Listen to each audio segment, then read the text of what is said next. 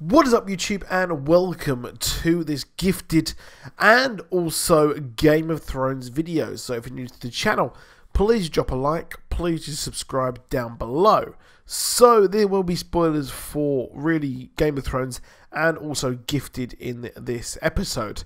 So we had the, I've literally just watched the gifted mid-season finale, and boy was this a show which was absolutely amazing. And I wanted to bring as much content to you as possible for the gifted, but unfortunately it shares the same night as Supergirl, and I wasn't able to do two kind of reviews really a night. But I'm bringing you here now because Supergirl is currently on hiatus, and the gifted has been possibly, well, actually, to tell a lie, it's been better than Supergirl, to which I've enjoyed it a hell of a lot more.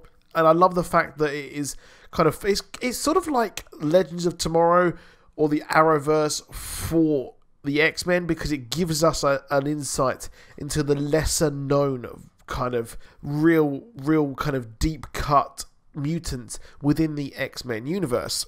And this mid-season finale did not disappoint, as the Strucker Queens were actually saved by a brand new mutant on the show. So the mid-season finale, as I said, was really amazing. I absolutely loved it. I liked the stakes that we had in the show. Trask Industries slowly working their way towards actually creating the Sentinels. I think this is why they're actually kind of experimenting upon all of these mutants. I think they're probably trying to build a library of kind of powers and X-Men powers that can actually be defeated by the Sentinels, and Trask Industries will actually create the Sentinel program after probably absorbing it from the governments, or they'll probably absorb Sentinel services.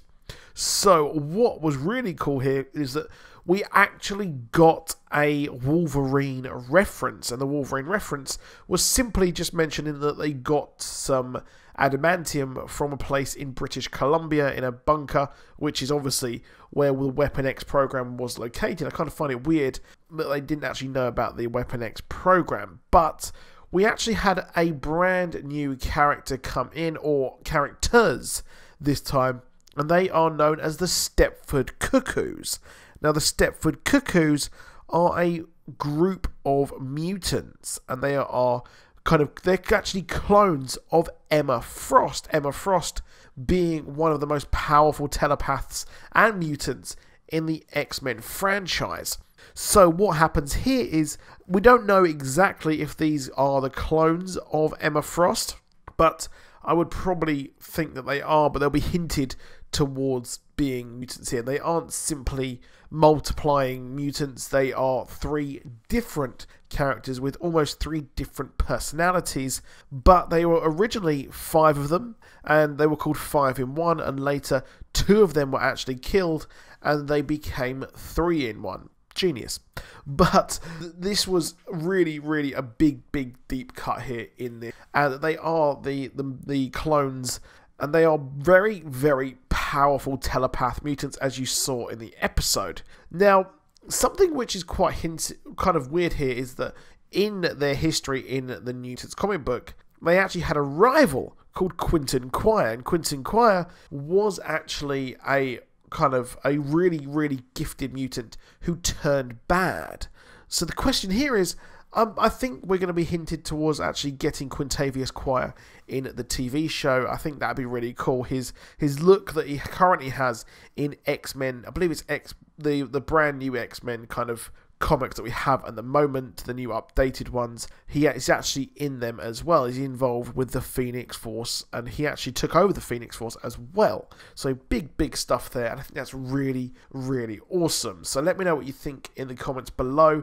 Have you been watching The Gifted? Have you enjoyed The Gifted? And please do drop a like as well if you want to see more Gifted videos, because I will provide you them if I know you're going to watch them and enjoy them as well. Also, as well, in the world of Game of Thrones, we've actually had a brand new prequel be released on the home Blu-ray and DVD release of the latest season of Game of Thrones.